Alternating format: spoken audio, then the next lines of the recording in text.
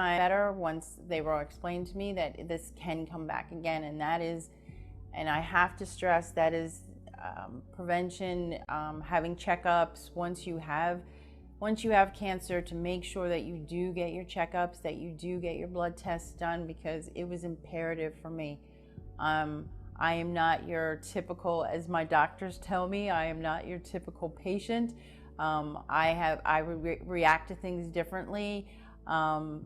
So it was imperative that I have my checkups, and this is what the result was. This time, chemo was a lot different for me, and it was more difficult. I had a chemo wash during the surgery, which was to help prevent the tumors from coming back.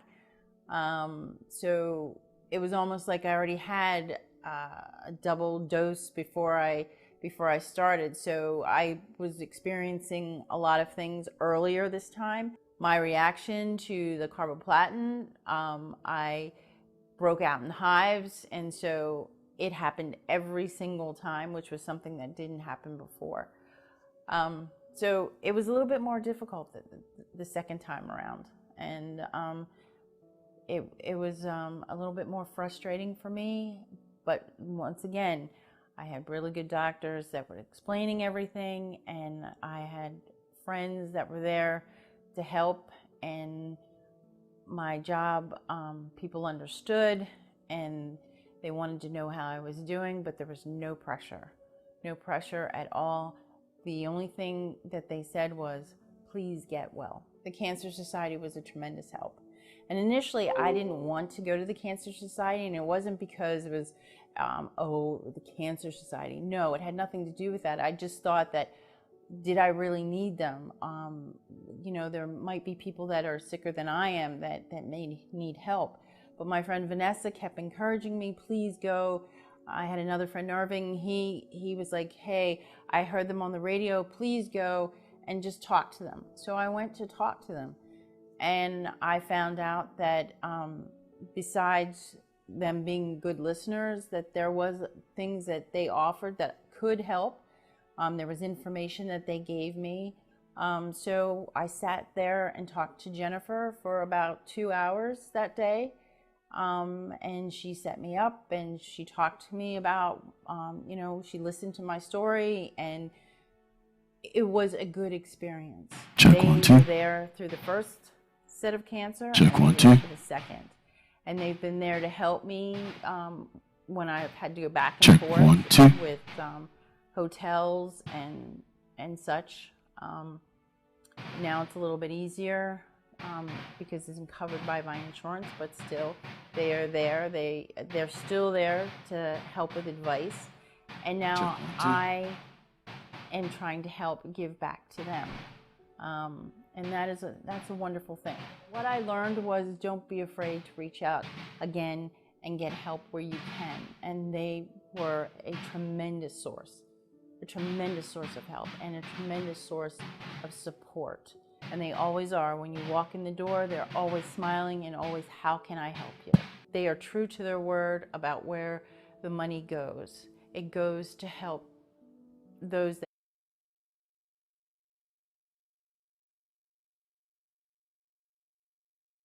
the doctors that I have, as you know, that if you do have cancer or any kind of treatment that's long-term, your doctors are very important to you. They're your source of information, and they are your source of comfort at times.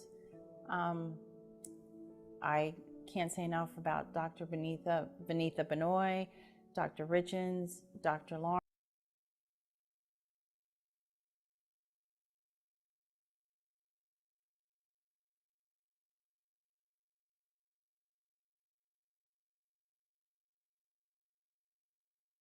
Think that, it's a daily aches and pains, or, oh my gosh, it'll go away. It may not go away. It takes a phone call to call your doctor to say, hey, I'm having a problem, or hey, I have a pain. Can I come in and get it checked? It is important. Trust me, it is important. So make sure you get your checkups.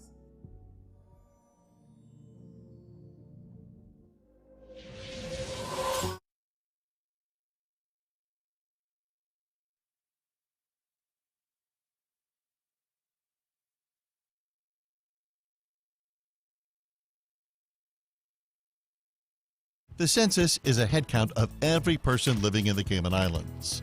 The population count and data are protected and authorized by the Statistics Act. The information is confidential and cannot be shared with any law enforcement agencies. Your response helps guide business, social, and economic planning for the future of our islands. The 2021 census will inform decisions on how millions of dollars are allocated for roads, schools, hospitals and healthcare clinics, fire, emergency response services, and other programs. Census enumerators will visit your household, ask a few questions like how many people live in your house, including their age and sex. Every person counts, no matter who you are or where you live. So have your say in the 2021 census.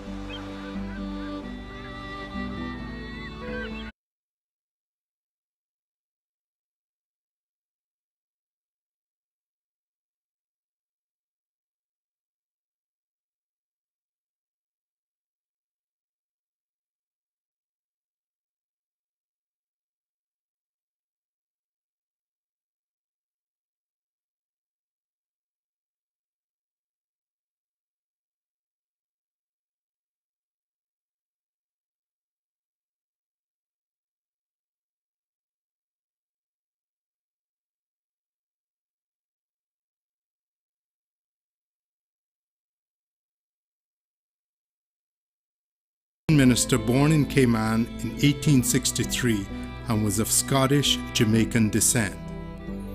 His childhood sweetheart was Emily Ann, who would become his wife and the mother of Leela. Taken from her diary, Leela says about her father. He had a fine voice and loved to sing by note.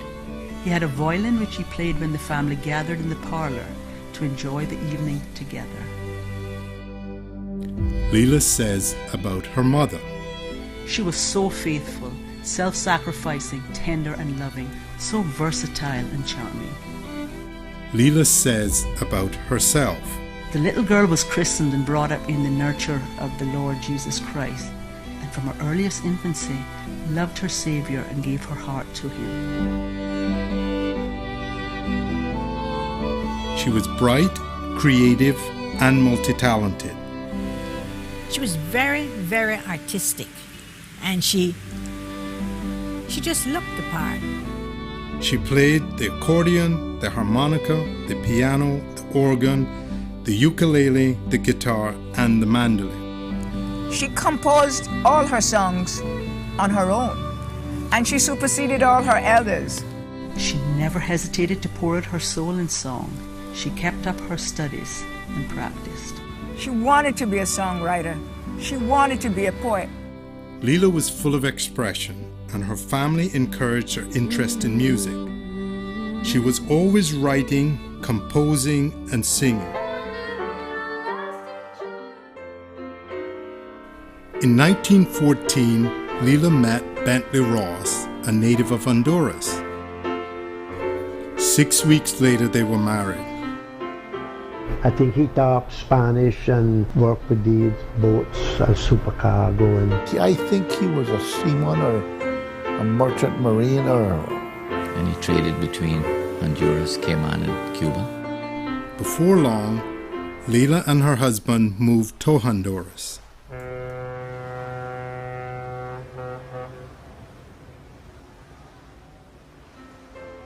After 7 months, she returned to Cayman. On November the 12th, her baby girl was born, a beautiful child who everyone loved and admired. A few years later, Leela had another child, this time a boy.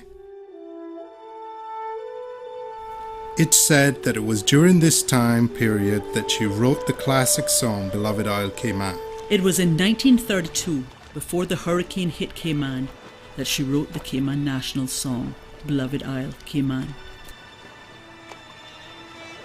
Bentley was very proud of it and had it copyrighted in Washington. They were simply glad of its popularity and sent it to various radio stations where it was put on their programs. Copies were sent to the schools and the children were taught to sing it. A hauntingly beautiful song, it would one day become the national song of the Cayman Islands.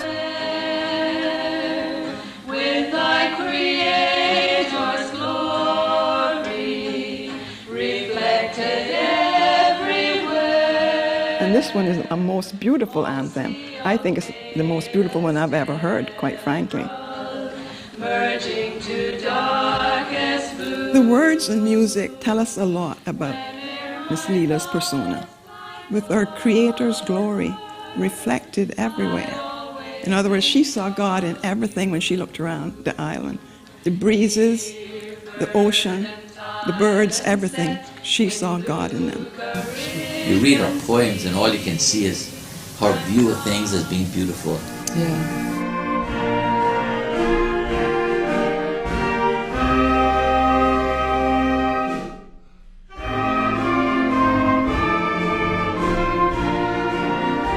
That song captured the essence of who we are as a people. It's home. That's what it all boils down to.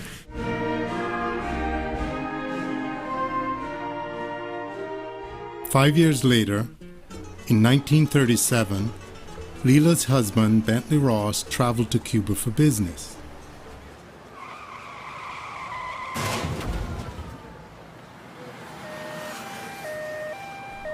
On the night of Christmas Eve, Bentley was tragically killed in a car accident.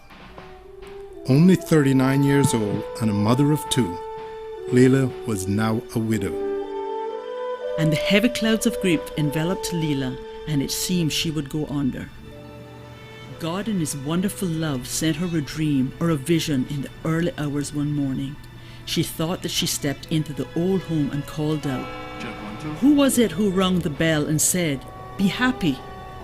And one robed in silvery whiteness took her and folded her to his bosom and said, "'Tis Jesus, 'tis Jesus."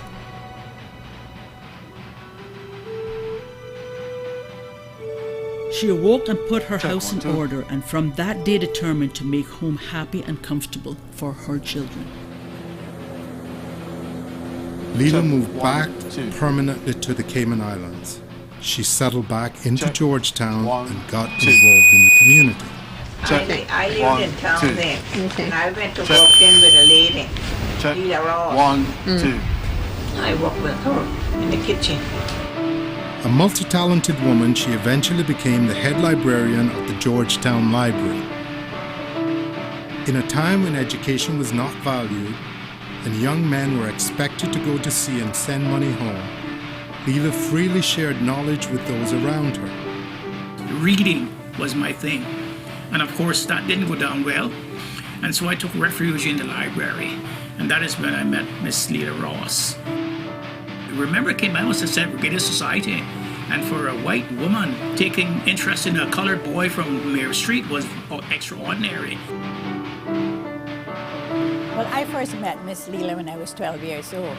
I came to Georgetown to go to Cayman High School, and she came and she looked out of the window, and I always remember the expression on her face. And she looked out of the window and she says, "Hey, dearie, you're new? This is a library." I said, "Yes, ma'am." And she says, "You see all of these books here?" I said, "Yes, ma'am." She says, "I can lend them to you, and you can read them all." Every time we went to the library, she showed us what to read. Day after day, month after month, year after year. I would spend hours there. She gave private music lessons. You play the guitar as well? Miss Leela Ross was teaching me the guitar. She used to play it so much. And she was always at her plays at school. You know, she was a very supportive person and very involved in the community. She had the kindest, sweetest smile. I always remember her like a twinkle in her eyes. This is how she always spoke. She said, son, you have a good mind, you know. She said, you ought to try to develop that. She was a friendly person.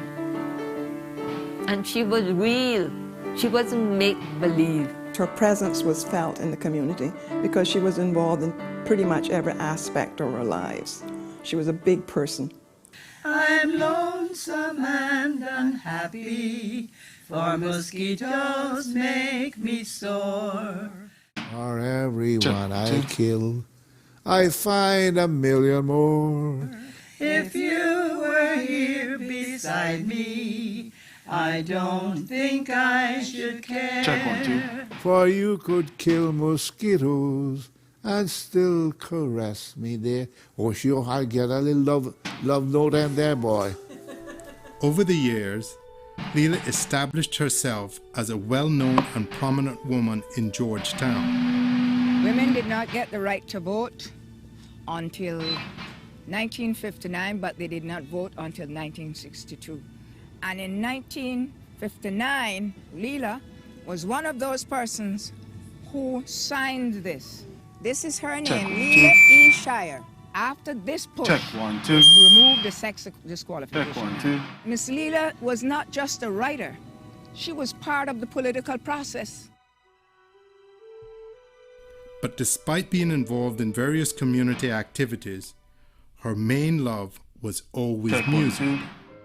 She was always in demand as an entertainer. People must forget that. She was the one producing the concerts in those days. People would come in, they would play and sing, or they would recite poetry or whatever, and she always used her own.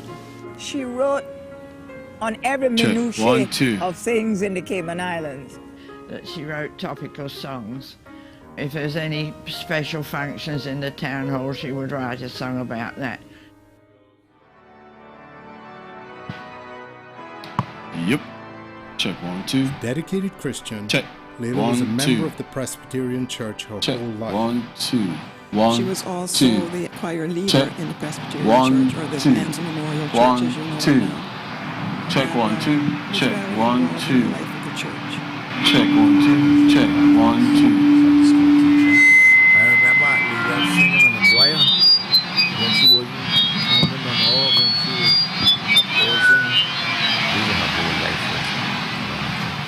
Never missed church. Always dressed up with her jewelry and her lipstick, and always beautiful. She had beautiful curly hair. Time went on, and Leela got older. During this late period in her life, she would find love again. When Samuel Shire, a Canadian who also had lost his dear partner and was lonely as she, met her, it seemed as if it was ordained so, and they were married. That's how he used to laugh. Carried a cane, a black cane, bushy mustache. You remember it was just after the war of all those calamities. Check 1, 2. So she was 1, able 2, to check. sit quietly in the library here. I came as a visitor. And that's how he met her. I guess he spent a lot of time visiting with her. And Check 1, 2. 1, 2, check. Hooked it up with Aunt Leela, boy. loving to bloom. Her dear husband claimed that she made life sweet, musical, peaceful, and happy by her companionship and devotion. He certainly did really well for grandmother. She dearly loved him. They seem to have had a fantastic marriage. Oh yeah, they had a good life together. And they loved each other. And of course, when she married Mr. Shire, he took her on trips, took her up to Canada. I traveled a lot, and she always wanted to come back to Cayman. Then, tragedy would strike again. Mr. Shire would die while going for his evening swim. His last words to me, "I am going for a swim in Coral Bay. I'll be back soon, dear." He was brought back at 9:30 in his coffin, and all my soul was torn within me, gone without a goodbye in the best of health.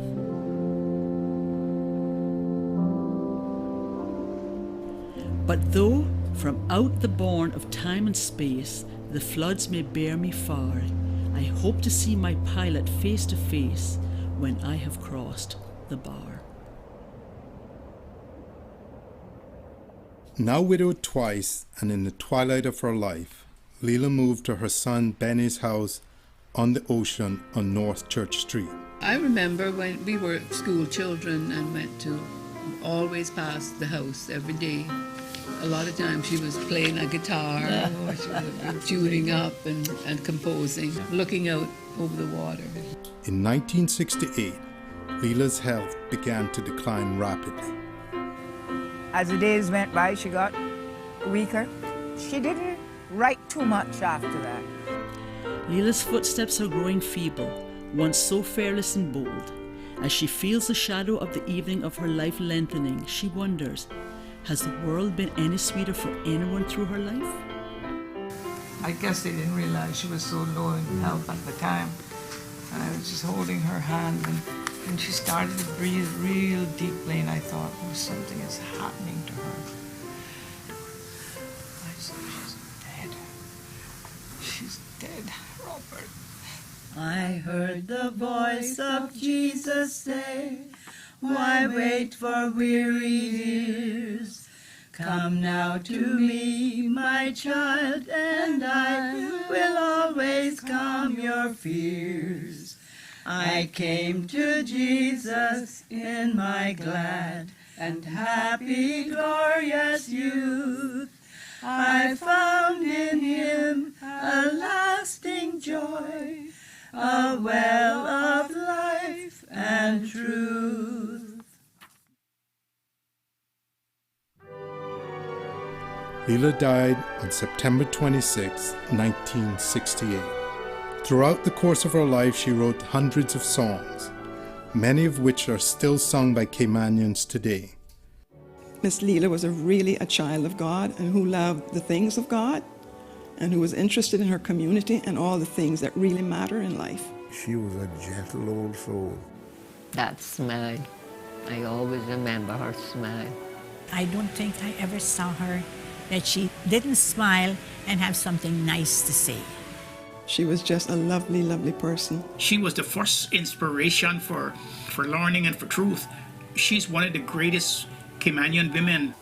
I would say she was one of the most genuinely pure Christian ladies. That was really a genius, and probably one of the most humble people I've ever known. Our hero, our phenomenal woman. Leela's contribution to our society was far-reaching and was primarily channeled through her music.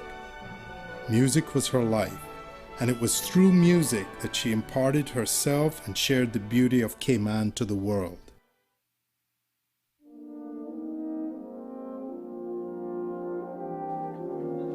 In 2016, Leela's granddaughter Lisa arranged for a symphony orchestra to perform and record Leela's classic song, Beloved Isle Cayman. What you are hearing now is that recording.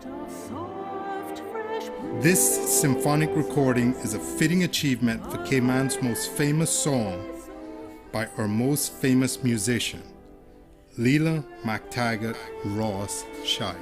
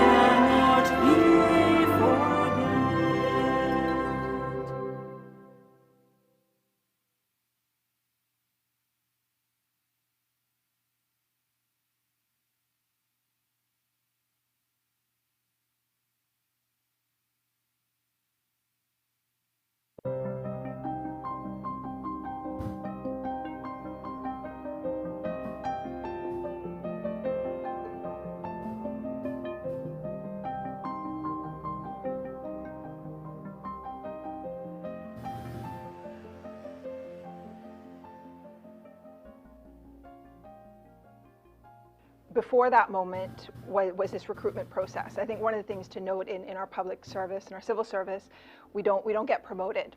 So I think I've worked really hard, and I certainly believe that I earned the post, but not only do I earn it because of my history of effort and deliverables in the service, but it was a really rigorous recruitment process.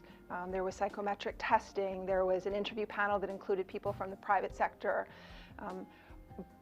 But when I received the call, I think it was almost one of those things where you don't quite believe it. And I think it took a little while for it to be really real. And even on May 1st, when I took up the post, it still wasn't quite real. And I think it's only really gotten real in the past few weeks as I get closer to leaving. And it's like, this is really happening. And I think, you know what, for a while I was waiting for somebody to say, no, we're just joking. You know, or, oh, we've changed our mind, or something has happened, or it's not gonna happen again. And you're kind of waiting for, please don't let the other shoe drop, you know. But so excited, just really honored that I get to represent my country and to be an ambassador in another country.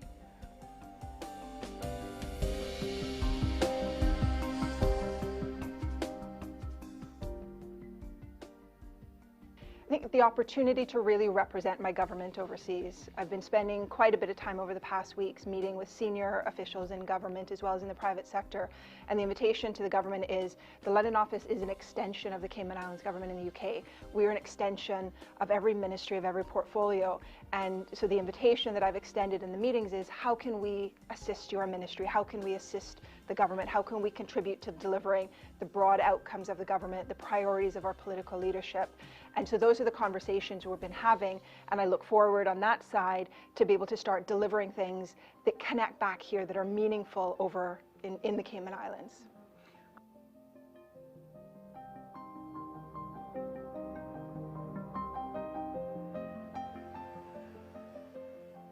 I think one of the advantages that I have is that I've spent this past 7+ years working across our government and our public sector. I've had the opportunity through my work with the Governor's Office and the Deputy Governor's Office to deliver projects that were of national importance, that impacted, you know, and required the collaboration of multiple departments and ministries. So I have built relationships, professional relationships across our civil and our public service. And so I think bringing that to the London office is going to make a huge difference and a huge impact. And it'll connect those persons in London, I think, more closely with the Cayman Islands government in the Cayman Islands, because I'm able to be that bridge. And I think because of my wealth of knowledge, having worked in the civil service for many years, I'm able to really bring the heart of the civil service to London and represent not just my country, but my civil service in that space. And then hopefully then, you know, working with the other members of the team in London, be able to kind of bring a bit of home there and shake things up a bit and just infuse that passion that we have in the Cayman Islands Civil Service.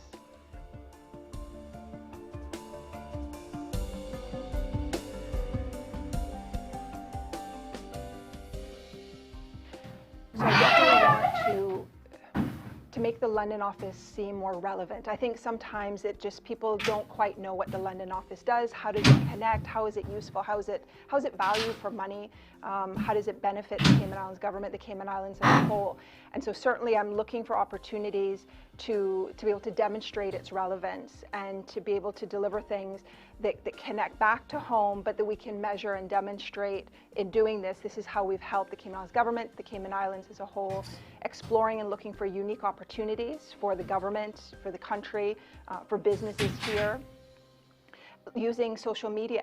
And really kind of looking at our communications. And that's one thing we're doing now, is looking at our communications and making sure that we are utilizing the opportunities and the different channels to its fullest capacity, but also being really careful about the messaging and what do we want to share and how do we want to share it, and making sure people know what we're doing in the UK.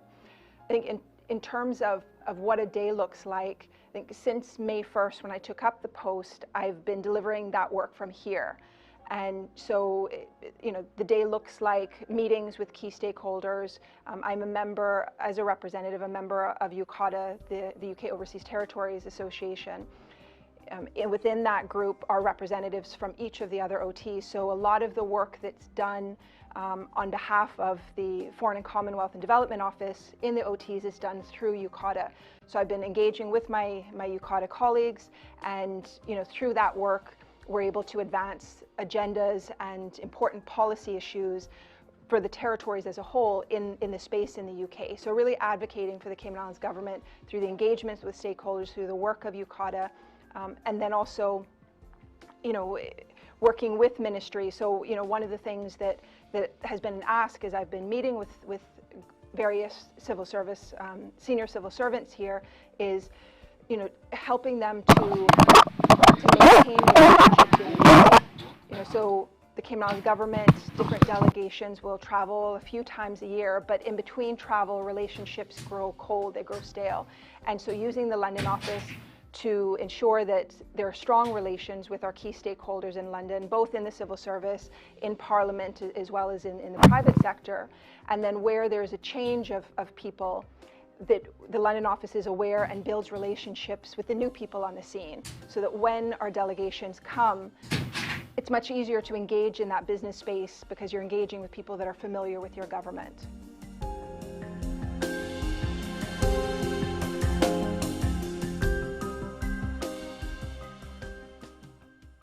I think in talking and speaking with people in the UK, I think what I will miss is the sun.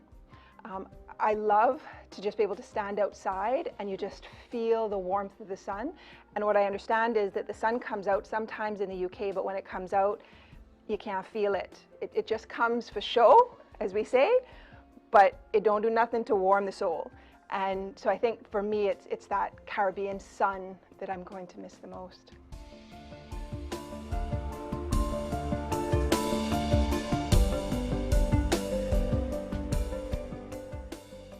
I think I'm just really grateful for this opportunity. I think, as Caymanians, we need to really look at making our mark on the world stage. The Cayman Islands has so much to offer globally, and we can compete globally. And so we need to think of ourselves individually in terms of how can we make a difference in the world, not just in our country, not just in the Caribbean, but globally. And I think for me, this is an opportunity for me as a civil servant, as a professional, to stand on the world stage and say, I am a Caymanian and I am here in the UK to represent, and to do that really well. And I really look forward to that opportunity.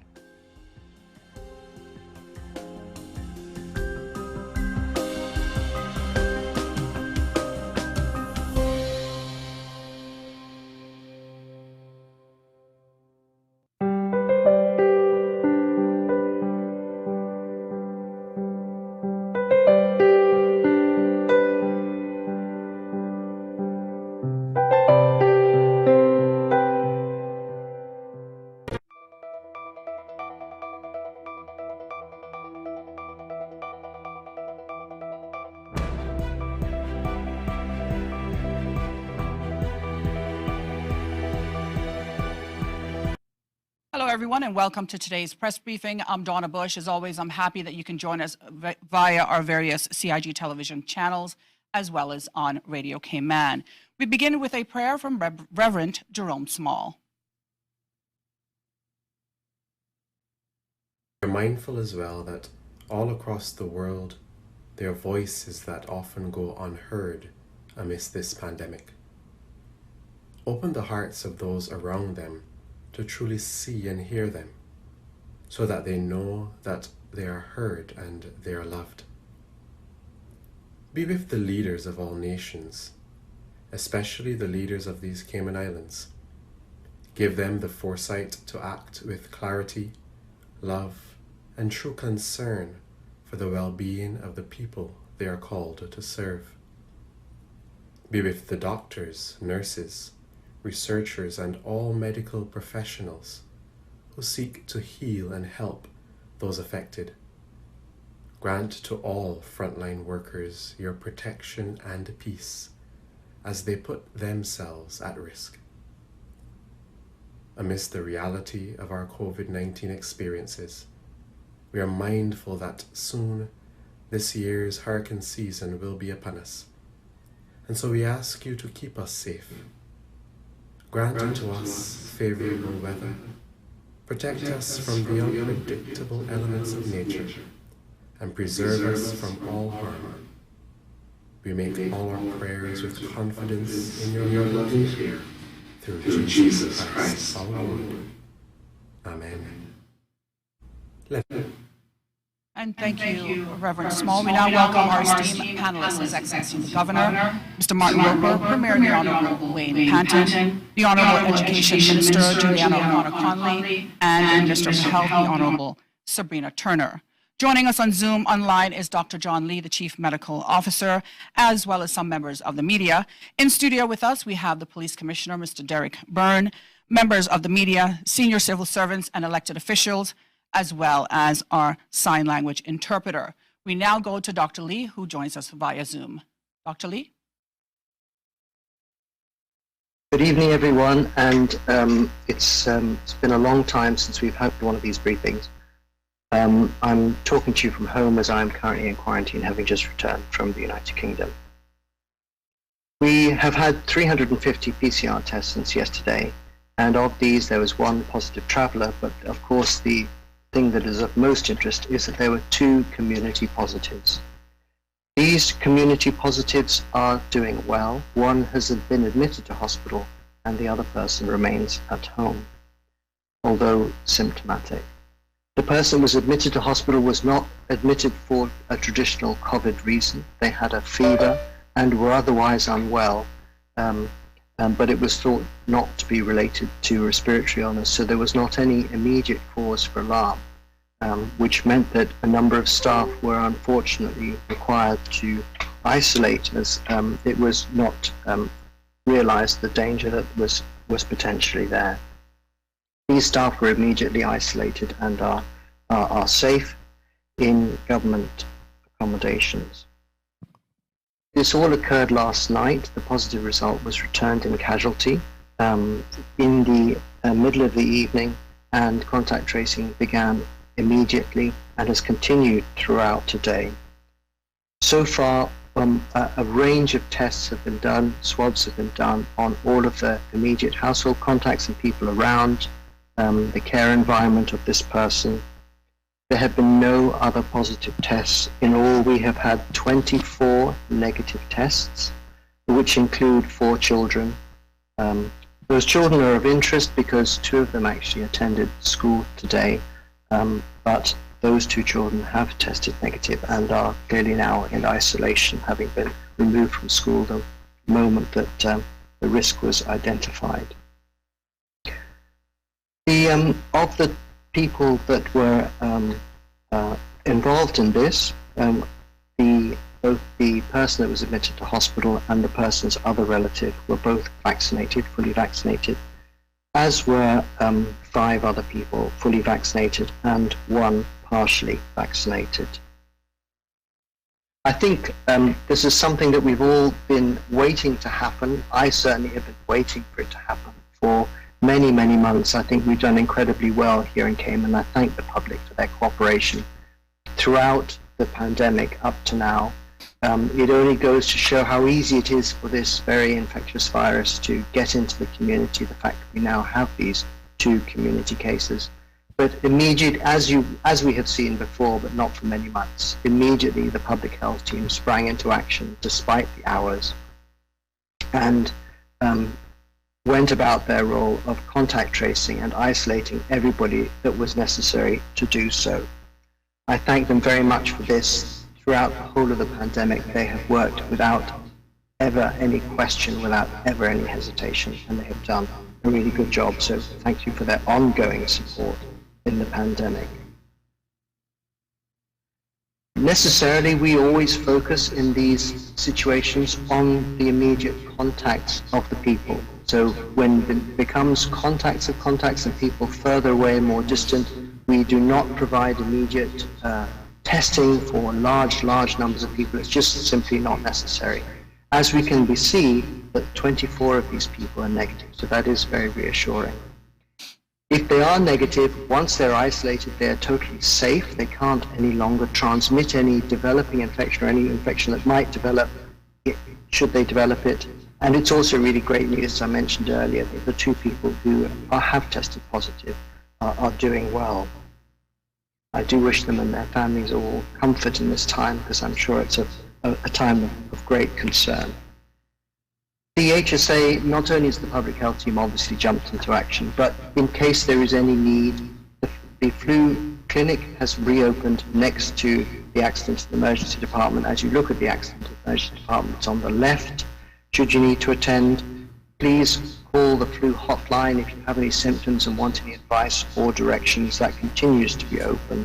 And also the respiratory care unit is going to be stood up at the Health Service Authority in case there are any, the need to isolate people with COVID in this area. As far as the vaccination status is concerned, we have now vaccinated 52,622 people with the first vaccination of the Pfizer vaccine. That's 74% of the population of 71,106. And it's been reassuring to know that the work of the government and of all of the people promoting vaccination has meant that there has been an uptick in the vaccination. So the average vaccination rates on a daily basis per week over the last 4 weeks was 37 on average every day. For the 4 weeks ago, 3 weeks ago 39, 2 weeks ago 75, and over the last week 126 people on average per day. All adults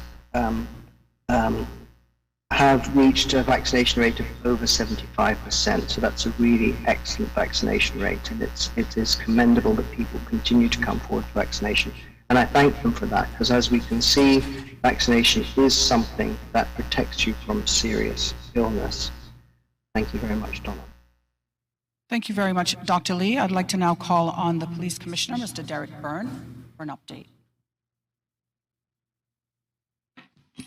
Good evening, and thank you for the opportunity to provide a brief update on where we are with policing and security as it relates to COVID enforcement.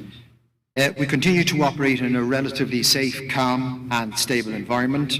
Compliance with the public health regulations is being led by Travel Time Cayman, supported by Public Health and RCIPS. And for their part, the RCIPS deal with the detected breaches, which are those that reach a threshold in contravention of the current control and suppression regulations contained in SL 41 of 2021, dated the 14th of May. Just some background. Generally, from a policing perspective, what we are seeing is an overly relaxed approach to the threat and risk of harm in the community from COVID by persons who are resident in the community here in the Cayman Islands. That is predominantly breaching regulations by visiting persons in quarantine and isolation to deliver goods and remaining there for longer than is permitted. And on some occasions we're seeing people engaging in drinking and playing dominoes adjacent in lawns adjacent to the place of isolation or quarantine. So I'm asking to remind persons that this should not happen, as it defeats the purpose and intent of the regulations to protect the community and control the risk of transmission. And just maybe to double back and look at Regulation 2 of the current regs, and contact means being closer than 6 feet to a person in isolation or quarantine and remaining there for more than 5 minutes. What we are not seeing are incoming travellers breaching the regulations by leaving quarantine or isolation facilities, and indeed we are not seeing interference with the geotagging process, which is really encouraging. Some of the issues we are seeing coming across my desk and in briefings that incoming travellers should carefully read the travel time conditions before signing and agreeing to full compliance to ensure their personal and community safety. Travel Time are there to help and assist in the process. Incoming travellers should not pass or attempt to pass any item brought into the islands to any persons in the community during the period of quarantine or isolation. It seems that there are some persons may not fully appreciate the risk here. To make this work, we are seeking full cooperation of everybody in the community to continue to maintain the excellent results that have been achieved over the past 18 months or so, and for the community to understand that there remains an ongoing risk to community transmission if we do not get it right.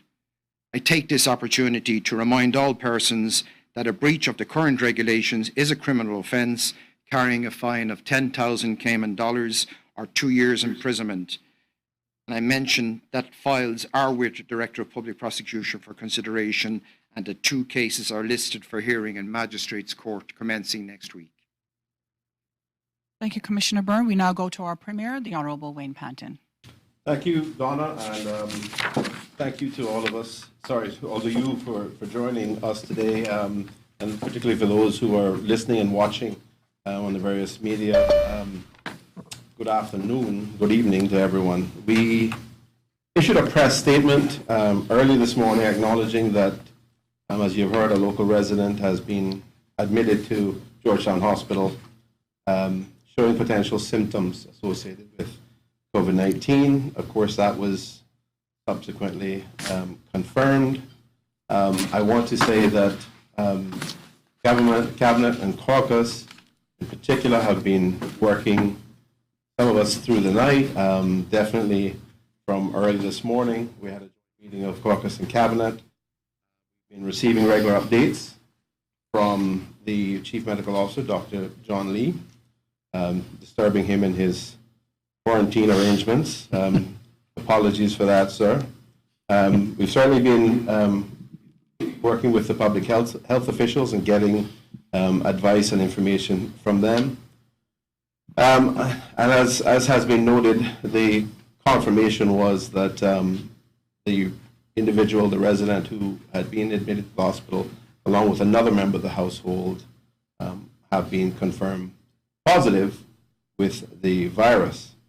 Now, upon learning that none of the individuals who tested positive had a recent travel history, obviously our immediate concern was with the potential impact on the community, which we soon learned, thanks to the quick work of public health, included school-aged children.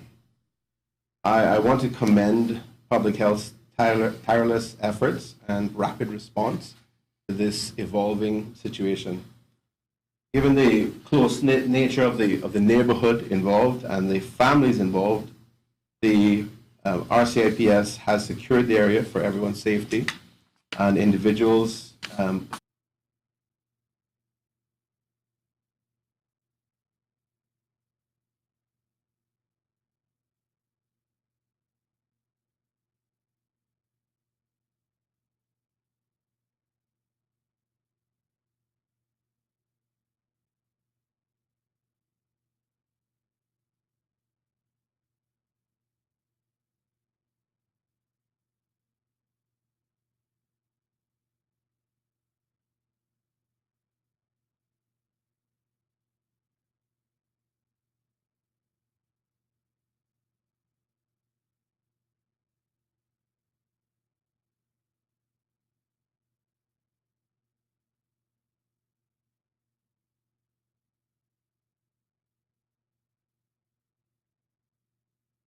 of these Cayman Islands.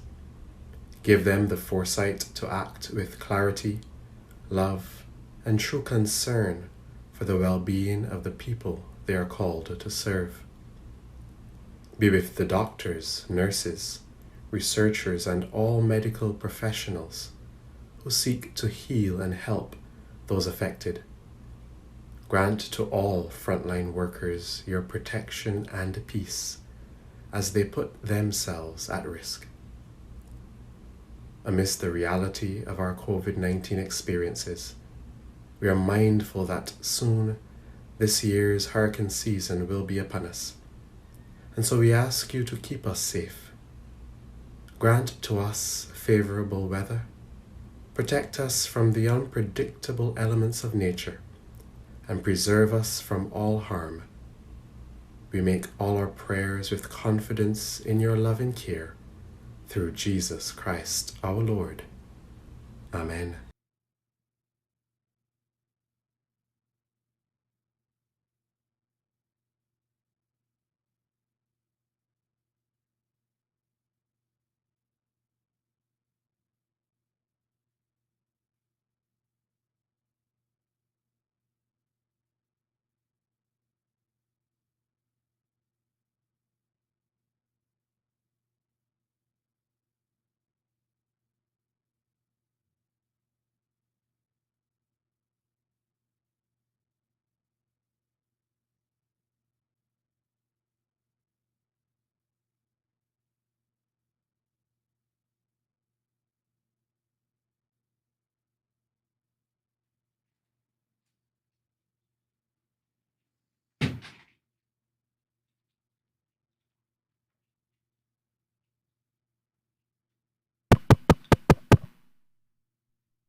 Good day, all. This is to confirm the audio.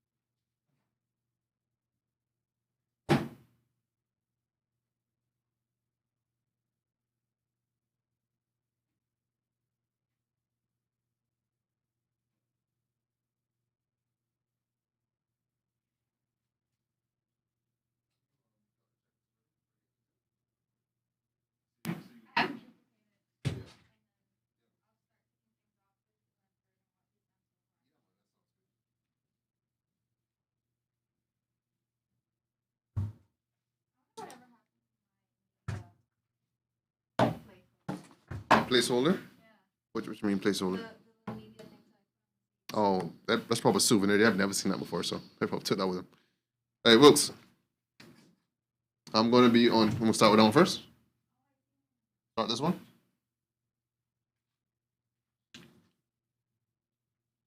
I'm going to start from down here. All right, start from down here.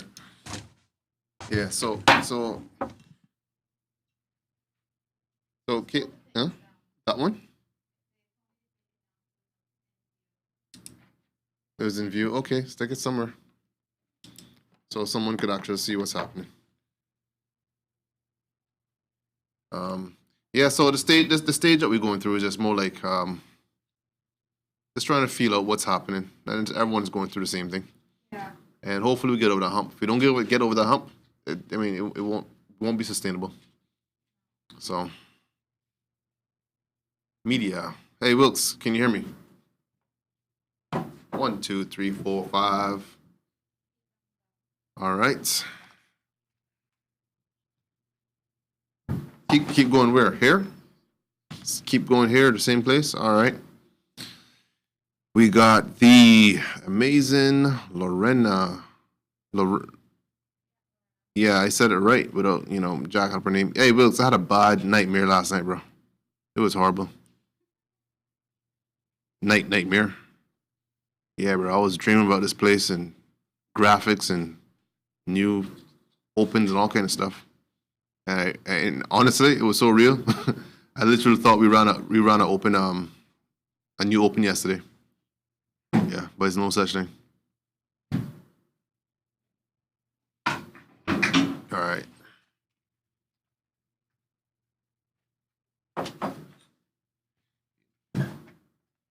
You know what's crazy?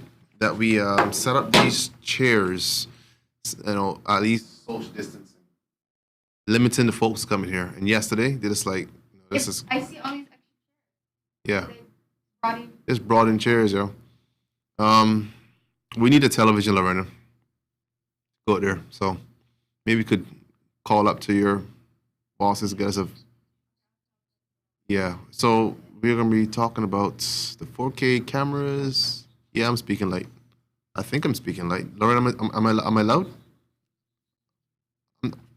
Yeah, but I don't think I'm loud or anything. I'm just speaking normal. You think this is normal? That's normal. Yeah, I think it's normal. This is pretty good. So I don't think I'm gonna be whispering this though. You're gonna be talking to the audience. Whisper. Sounds normal.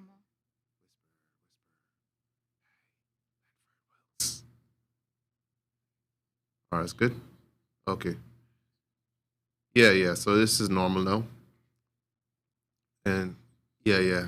So Lerena says she eat where we eat. I would think going to Lloyd's smokehouse to get some ribs. Yeah. Matter of fact, that's how I'm going. Today I'm going there today for sure. Lloyd Smokehouse. Get some ribs. It's gonna be good. My stomach is so hurting right now. Yeah, I'm really hungry right now. No, you talking about the place I told you about was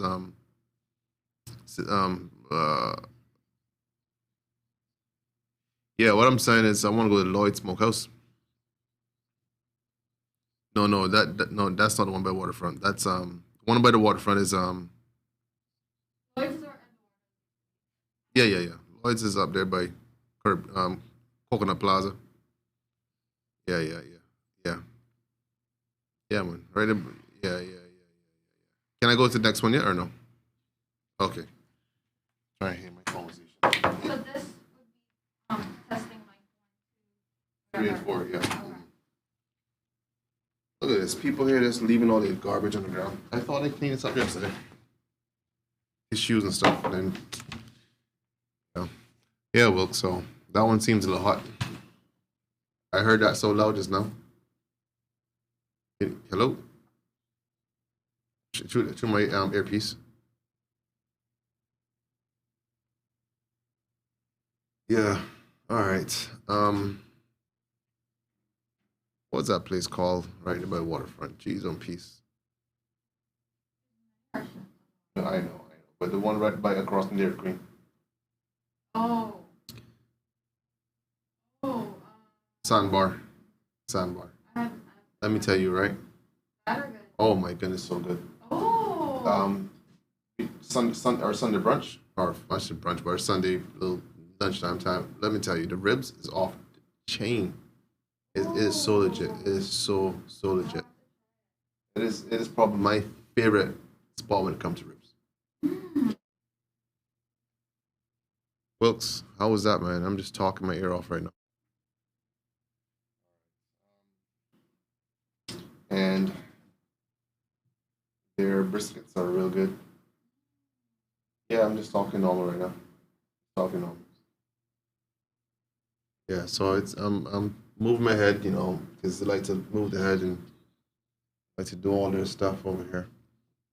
I was explaining to Lorena how the work we're doing here pertaining to press conferences. I'm still looking to find another place around the world. All right. It's good. Next, another place around the world where they're producing press conferences like this. I think it's what we're doing is really good, really good. I mean, sorry, go ahead. No, I was gonna say what have been great, like Yeah, backlight everything. It's supposed to be in a plan when they redo the studio. They're supposed to redo the studio. I'm still turning my head while I'm talking, okay? And I see this thing is ringing, and it is Caitlin with the food. Hello, good afternoon.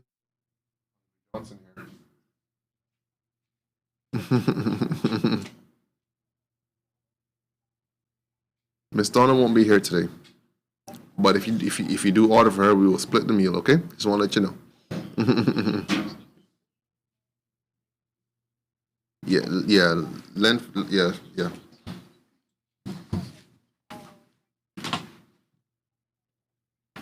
No, man, let's try it called fried chicken dinners, right? So.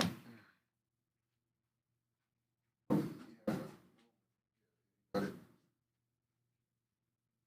Super. All right, Wilk's food has just been ordered, so hopefully it takes 15 minutes. Like McDonald's fried chicken. I asked everybody. He said, "You get what you getting?" So I get the fried chicken. I get the fried chicken dinner, rice and beans. Just rice and beans and some. Well, I gave you all the option. I sent something in the WhatsApp, and only one person replied in the WhatsApp. And then I called each person. Then I called each person individually, except for the one who replied in the WhatsApp. Yeah. Yeah. Nobody who responded. Let me check my WhatsApp. Make sure. Trying. What you said?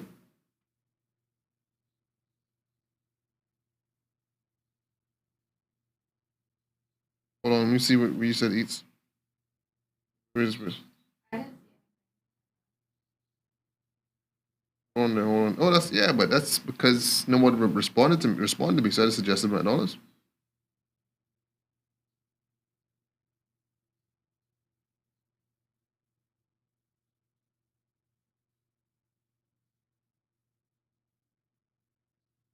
Yeah, you want to go you want to get ribs and all kind of stuff in.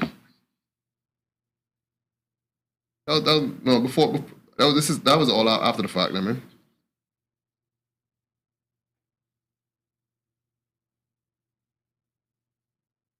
Mm-hmm.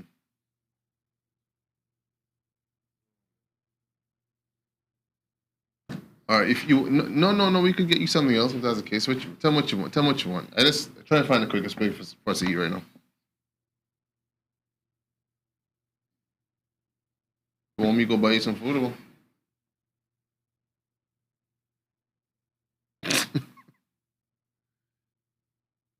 Yeah, you want me to move? I mean,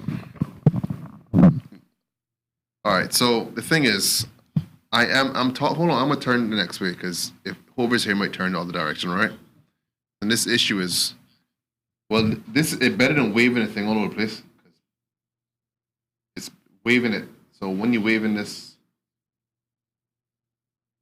okay. So like the 3 stars. All right. Be sure about that. No issues with audio. You record? Are you streaming me right now on the internet like you did late yesterday? You need to let me know that kind of stuff, buddy. You think I'm talking about food? Not about you. No, man, you have to let people know if you're doing live streaming with people, we're testing mics and all that stuff, right?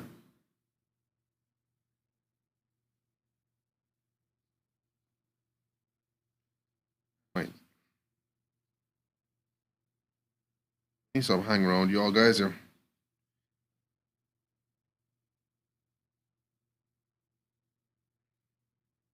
I'm not going back. All I know is that I lose my hair, bro.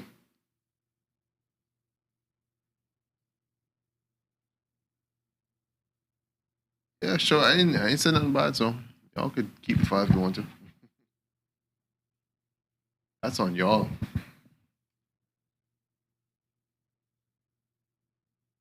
You could record all you want. I'm just telling you, I ain't saying nothing bad on the internet, buddy. I ain't talking about nobody. I'm just talking about some ribs. Later. Good. Can I go to the next one yet? All right. So, yeah.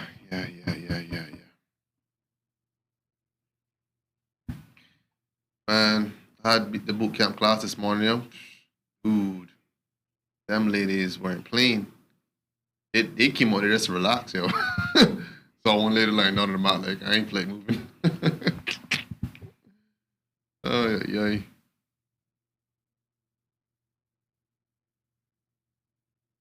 All right, still talking. Keep swimming. Just keep. All right.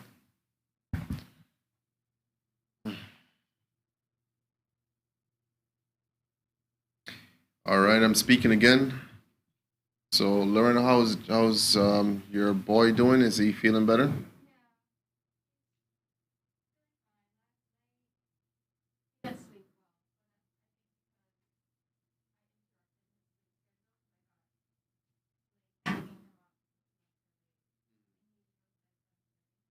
Okay.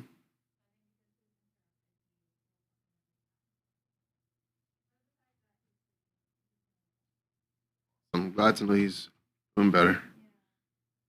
All right. The light is perfect. It's showing my.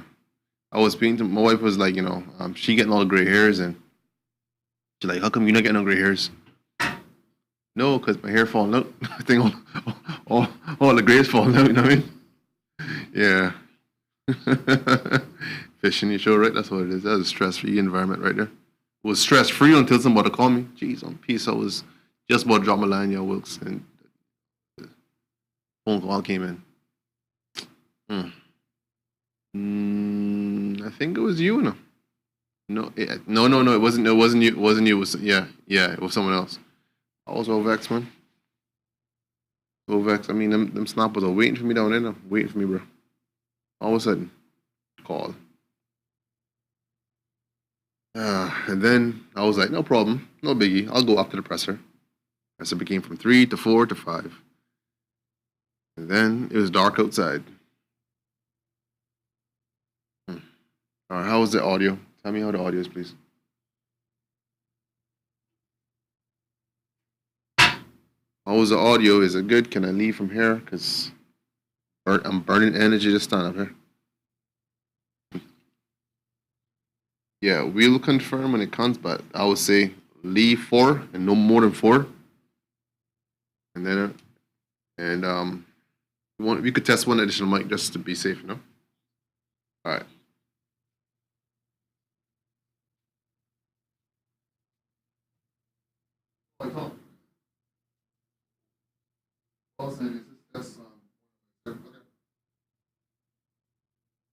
Oh.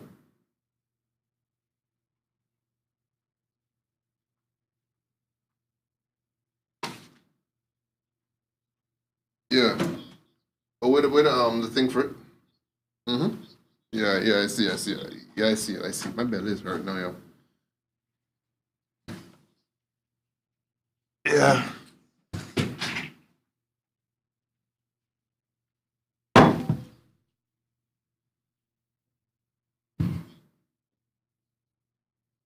No, it wasn't there. Yeah. Check and see which one this one is. That's 6. Well, this. Oh, is you on doing 2, 3, 4? 2, 3, 4, 5, 6. Do you want more chair? All right, so I'll put it here and just sit down and talk. Just test it, just in case.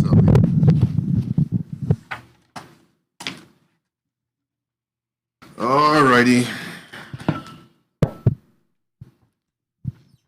So we got Mr. Peterson here, who is all masked up. I mean, honestly, the virus not gonna do nothing, so I don't be masking up for it. I mean, you're right. That vaccination shot all the way. What vaccination shot we talking about?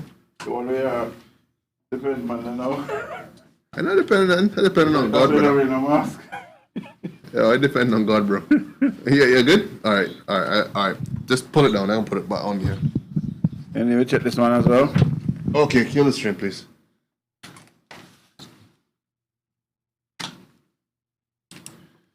Bro, when's my time, bro? I'm gone. It is what it is. You promised me lunch, you know. Hold on. I am promising you lunch. You promised me lunch. You alone me.